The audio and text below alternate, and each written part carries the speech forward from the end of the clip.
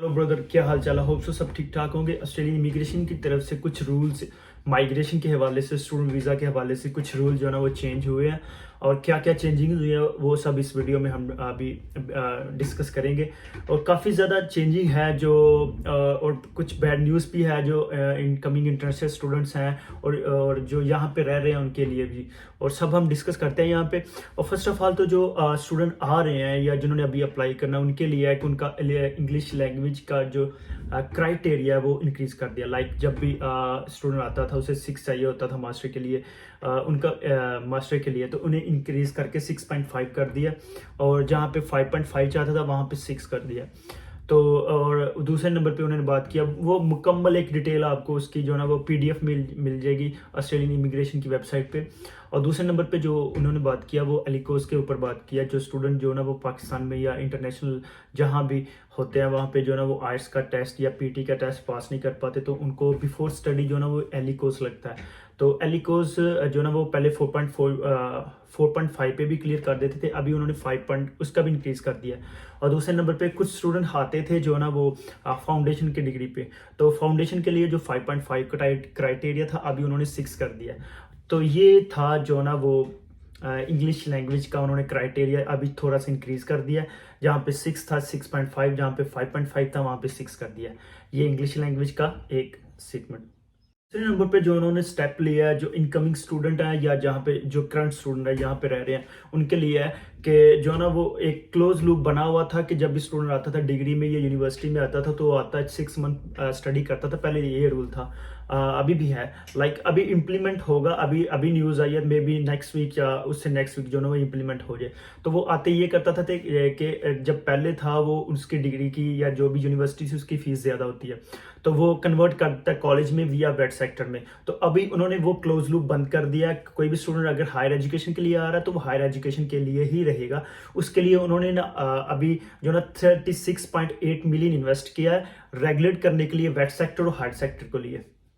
Third चीज़ उन्होंने discuss की है वो ये है कि अभी उनकी रिपोर्ट के मुताबिक पर एनम 30 बिलियन डॉलर जो वो स्टूडेंट से ऑस्ट्रेलिया कलेक्ट करता है। तो अभी उन्होंने उसमें लिखा है कि जो रिपोर्ट आई है उस पर लिखा है कि वेट सेक्टर किस तरह रूल्स ब्रेक कर रहे हैं। उन्होंने लिखा हुआ एक वर्ड माइग्रेशन उस वेबसाइट पे लिखा हुआ है कि जो वेट सेक्टर है वो एक माइग्रेशन लॉ जो होते हैं वो ब्रेक कर रहे हैं। वो इस तरह ब्रेक कर रहे हैं कि वो ऐसे स्टूडेंट को ले रहे हैं जो डिग्री में आते हैं और आते उन्हें उनका एडमिशन जो ना वो वेट सेक्टर वाले इंस्टीट्यूट जो ना अपने इंस्टीट्यूट में कर लेते हैं। वो इसलिए करते हैं कि उन्हें भी प्रॉफिट होता है और वो मोस्टली नॉन जेन्युइन स्टूडेंट को लेते हैं। इस रिपोर्ट में मुकम्मल लिखा हुआ है इसके हवाले से। और अभी वो कह रहे हैं हम वेट सेक्टर में जो है ना वो इन्वेस्टमेंट कर रहे हैं उसे रेगुलेट करने के लिए, उसका सारा प्रोसेस करने के लिए। और जो वेट सेक्टर है सम इंस्टीट्यूट है वो माइग्रेशन लॉज को जो ना वो ब्रेक कर रहे हैं। वो ऐसे स्टूडेंट को ले रहे हैं जो एलिजिबल नहीं है, जो नॉन जेन्युइन स्टूडेंट है। वो आता तो हायर डिग्री या डिग्री में आता है तो आके वेट सेक्टर में जो है ना वो आ जाता है। तो ये एक सिनेरियो उन्होंने इस पे भी जो है ना वो अभी स्टेप ले रहे हैं। बेसिकली हुआ ये था कि जैसे ही कोरोना खत्म हुआ 2022 में तो बहुत से स्टूडेंट्स जो है ना वो यहाँ पे आए हैं, बहुत से स्टूडेंट। तो उनमें से क्योंकि इन्हें भी जो है ना वो वर्कर चाहिए थे, इन्हें तब कोरोना था 18 जो ना वो मंथ ऑस्ट्रेलिया की फ्लाइट्स जो है ना वो बंद रही हैं, तब कोरोना था। तो इन्हें बहुत ज़्यादा वर्कर चाहिए थे। तो जैसे ही जो भी स्टूडेंट अप्लाई कर रहा था वो जेन्युइन था वो नॉन जेन्युइन था, वो वीज़ा उन्हें मिल रहा था, जो भी इनका क्राइटेरिया था उसके मुताबिक वीज़ा मिल रहा था। तो वीज़ा तो मिल रहा था, आते ही सारे यूनिवर्सिटीज़ में थे, आते ही जाके यूनिवर्सिटी से जो ना वो फीस रिफंड की एप्लीकेशन डालते थे, फीस लेते थे और जो मूव कर जाते थे किसी भी प्राइवेट या वेट सेक्टर में। जैसे ट्रेड कोर्स ले लिया, कोई भी कोर्स ले लिया, जहाँ पे इनकी फीस लग रही थी $40,000 पर एक जो ना वो 2 साल की डिग्री की, वहाँ पे इनकी 5,000 या 6,000 2 साल की लग रही थी। तो इसलिए इन सब चीज़ों को देखते हुए यूनिवर्सिटी वालों ने जो है ना वो इमिग्रेशन को जो है ना वो इन्फॉर्म किया कि हमारे साथ ये हो रहा है, ना तो हमारे पैसे बन रहे हैं और ना तो कुछ, और हमारा नाम भी जो है ना वो बदनाम हो रहा है। इससे नाम बदनाम तो होगा ना, जैसे भी किसी कोई यूनिवर्सिटी में कोई गया तो वहाँ से स्टूडेंट भाग जाता है तो उसका तो नाम जो है ना वो बदनाम होगा। तो इसलिए उन्होंने माइग्रेशन पे जो ना वो एप्लीकेशंस डाली, उन्हें फोर्स किया कि आप इस लूप होल को जो ना वो बंद किया जाए। इस पॉइंट्स पे जो ना वो अभी इमिग्रेशन वालों ने जो ना एक्शन ले रहे हैं और उस लूप होल को बंद कर रहे हैं जिससे हायर एजुकेशन से लोग वेट की तरफ आते थे। ये कुछ जो ना वो डिटेल्स जो ना वो माइग्रेशन की वेबसाइट पे लिखी हुई है इसके मुताबिक। जो चौथे नंबर पे पहले जीटीई जेन्युइन टेम्परेरी एंट्रेंस की एक कोटेशन चलती है, जैसे कि जिस पे वो चेक करते हैं क्राइटेरिया कि ये स्टूडेंट जेन्युइन है या नहीं, उससे इन्होंने अब रिप्लेस कर दिया। पहले तो जेन्युइन टेम्परेरी एंट्रेंस था, तो अब जेन्युइन स्टूडेंट टेस्ट उसका जो इन्होंने रिप्लेस कर दिया, जिसमें एक ये प्रॉपर टेस्ट लिया करेंगे, जिसमें देखेंगे इनका जो ना एग्जामिनर देखा करेगा यूनिवर्सिटी का कि ये वाकई ही स्टूडेंट जेन्युइन है, ये वाकई ही स्टूडेंट डिग्री करने के बाद वापस जाएगा, ये वाकई हमारे पास पढ़ने के लिए आ रही है, बस टाइम पास करने के लिए, इन्वेस्टमेंट के लिए या पैसा कमाने के लिए, जैसे भी लोग आते हैं उसके लिए आ रहे हैं। तो इसलिए इन्होंने एक नई चीज़ जो ना वो इंट्रोड्यूस करवाई है, जेन्युइन स्टूडेंट टेस्ट, जिसके बाद जो ना वो क्लियर करने के बाद ही वीज़ा की तरफ जो ना वो प्रोसेस हो सकेगा। इसके बाद जो इन्होंने चेंजिंग किया वो है एविडेंस ऑफ सेविंग। लाइक जब भी बैंक स्टेटमेंट में हम पैसे रखवाते हैं स्टूडेंट वीज़ा हासिल करने के लिए, तो उसमें एविडेंस ऑफ सेविंग होता है कि आपके जो ना एक साल की जो ना वो आपके पास इतने पैसे, एक स्पेसिफिक अमाउंट होती है जो शो करवानी पड़ती है जब वीज़ा लेने के लिए। तो लाइक वो पहले थी 21,400, तो अभी इन्होंने 17% वो भी इंक्रीज करके, तो उसकी अभी जो ना वो टोटल अमाउंट 24,500 जो ना वो कर दिया। तो ये कुछ चेंजिंग है जो इन्होंने की है। लाइक ये ओवरऑल जो रिपोर्ट है मैंने भी स्टडी किया है, और ओवरऑल जो माइग्रेट एजेंट है उन्होंने भी स्टडी किया है। तो अभी ओवरऑल रिपोर्ट्स में तो जो यहाँ पे स्टूडेंट रह रहे हैं उनके लिए टीआर की तरफ या पीआर की तरफ जाना, उस पर मुश्किलात नहीं है। लाइक वो पीआर भी देंगे और टीआर भी देंगे, सारा कुछ देंगे। लाइक बट जो स्टूडेंट अभी आ रहे हैं उनके लिए थोड़ा सा, उन्हें जेन्युइन देखने के लिए, उन्हें जेन्युइन स्टूडेंट को ही सिर्फ एंटर करने के लिए कुछ क्राइटेरिया इन्होंने जो ना वो रखा है। उसी क्राइटेरिया के मुताबिक ये जो अभी न्यू स्टूडेंट्स हैं आ रहे हैं उनको वीज़ा देंगे। एक क्लास पे इन्होंने रिफॉर्म्स किया 485 के हवाले से, जिसे हम ग्रेजुएट वर्क वीज़ा या पोस्ट स्टडी वर्क वीज़ा कहते हैं। उसके हवाले से यह है कि इन्होंने ना पोस्ट स्टडी वर्क वीज़े का ड्यूरेशन डिक्रीज कर दिया। पहले भी कम था, लाइक जो न्यू अभी गवर्नमेंट थी उन्होंने इंक्रीज किया था, लेकिन अब भी फिर कम कर दिया।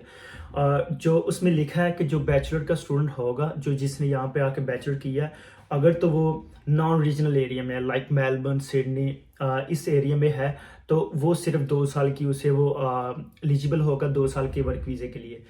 और जो मास्टर बाय कोर्स वर्क कर रहा है वो 3 साल के लिए, मास्टर बाय जो रिसर्च कर रहा है वो भी 3 साल के लिए, और जो पीएचडी कर रहा है उसे पोस्ट स्टडी वर्क वीज़ा 4 साल के लिए मिलेगा। ये था पहले। अभी जो इन्होंने रिफॉर्म्स किए हैं उसमें ये किया है कि उन्होंने उसका ड्यूरेशन खत्म कर दिया। बैचलर जो करेगा यहाँ पे आके उसके 2 साल करेगा, मास्टर बाय कोर्स वर्क करेगा वो भी 2 साल का, मास्टर बाय रिसर्च करेगा वो भी 2 साल का, और पीएचडी जो करेगा वो 3 साल का। ये वो क्राइटेरिया उन्होंने सेट किया है जो लोग नॉन रीजनल एरिया में रह रहे हैं, लाइक सिडनी और मेलबर्न में रह रहे हैं, और इसमें जो ना वो पहले भी ऐसा होता था। अभी 1 साल से 2 साल जो ना वो रीजनल एरिया में रहने के और स्टडी करने के पॉइंट मिलते हैं, वो तो ओवरऑल मिलता है। कुछ कंसल्टेंट तो आपको भी कहते होंगे कि हाँ ये डिग्री है उसके 5 साल जो ना वो पोस्ट स्टडी वर्क वीज़ा मिलेगा। हाँ ये बात सही है, पोस्ट स्टडी वर्क वीज़ा 4 साल का 5 साल का मिलेगा। हाँ, लेकिन आप जो भी यूनिवर्सिटी में आ रहे हैं, जिस भी इंस्टीट्यूट में आ रहे हैं, वो रीजनल एरिया में होना ज़रूरी है, फिर ही आपको 4 साल या 5 साल, लाइक 1 साल या 2 साल दूसरों से एक्स्ट्रा जो ना वो पोस्ट स्टडी वर्क मिलेगा अगर आप उस एरिया में आ रहे हैं। तो ये वो रिफॉर्म्स ही जो इन्होंने अभी जो इमिग्रेशंस वालों ने की है। और इसके अलावा तो भाई लोग इन्होंने बहुत ज़्यादा जो ना वो अपना क्राइटेरिया टाइट कर दिया, और हर इंडस्ट्री में जो ना वो अभी इन्वेस्टमेंट कर रहे हैं, प्रॉपर इन्वेस्टमेंट कर रहे हैं। लाइक के जो लोग जो स्टडी हायर एजुकेशन के लिए आते थे और आके वेट में एडमिशन लेते थे, उन पे 37.8 मिलियन इन्वेस्ट कर रहे हैं उनकी रेगुलेशन करने के लिए। और जो स्टूडेंट जेन्युइन स्टूडेंट टेस्ट रखा है उनके लिए $19 मिलियन उस पर इन्वेस्टमेंट कर रहे हैं, उसे रेगुलेट करने के लिए, उसे जो ना शफाफ बनाने के लिए।